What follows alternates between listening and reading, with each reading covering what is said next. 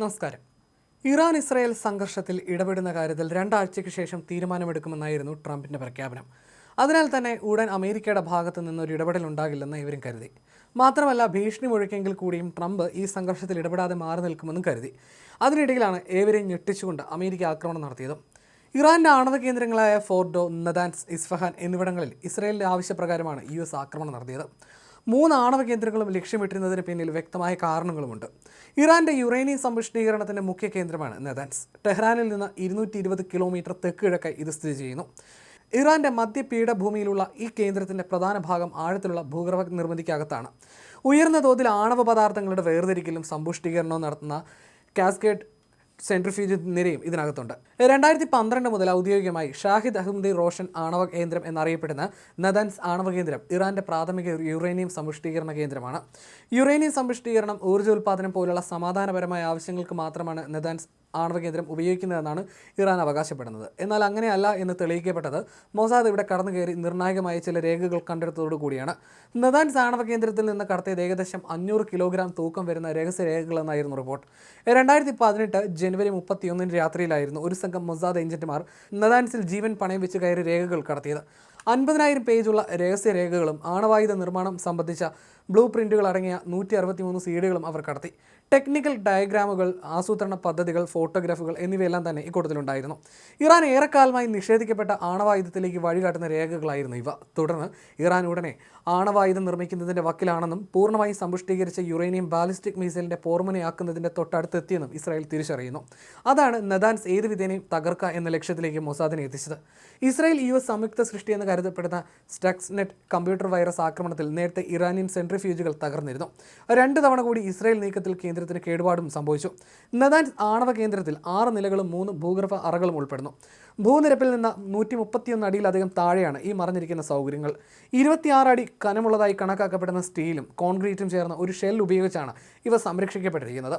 2002 ഇറാനിലെ പീപ്പിൾസ് മുജാഹിദീൻ ഓർഗനൈസേഷനാണ് നദാൻസ് ആണവ കേന്ദ്രത്തെക്കുറിച്ച് ആദ്യമായി വെളിപ്പെടുത്തൽ നടത്തിയത്.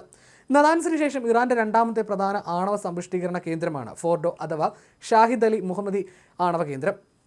പർവ്വതങ്ങളാൽ ചുറ്റപ്പെട്ട ഫോർഡോ ആണവ കേന്ദ്രം അതീവ സുരക്ഷിതമായിട്ടാണ് ഇറാൻ സൂക്ഷിച്ചിരുന്നത്. 60 മുതൽ 90 മീറ്റർ വരെ താഴ്ചയിലാണ് ഭൂഗർഭ യുറേനിയം സമ്പുഷ്ടീകരണശാലയുള്ളത്.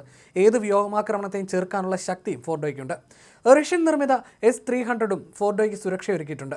പരമ്പരാഗതമായ ആയുധങ്ങൾ കൊണ്ടോ ഇസ്രായേലിന്റെ കൈവശമുള്ള നൂതന ആയുധങ്ങൾക്ക് പോലും ഫോർഡോയ്ക്ക് ഒരു പോറൽ പോലും ഏൽപ്പിക്കാൻ കഴിയില്ല. ഇസ്രായേൽ നശിപ്പിക്കാൻ ഏറെ പണിപെടുന്ന ഇടം കൂടിയായിരുന്നു ഇറാനിലെ ഫോർഡോ.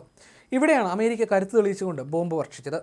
ഷിയ പുണ്യസ്ഥലമായ കോമിന് 26 കിലോമീറ്ററുകൾ മാത്രം അകലെ 303 വീടുകൾ മാത്രമുള്ള ഗ്രാമമാണ് ഫോർഡോ. 1980 മുതൽ 1988 വരെയുള്ള ഇറാൻ-ഇറാഖ് യുദ്ധത്തിൽ കൊല്ലപ്പെട്ട സൈനികരിൽ ഏറെയും ജനിച്ച സ്ഥലം കൂടിയാണ് ഇവിടം.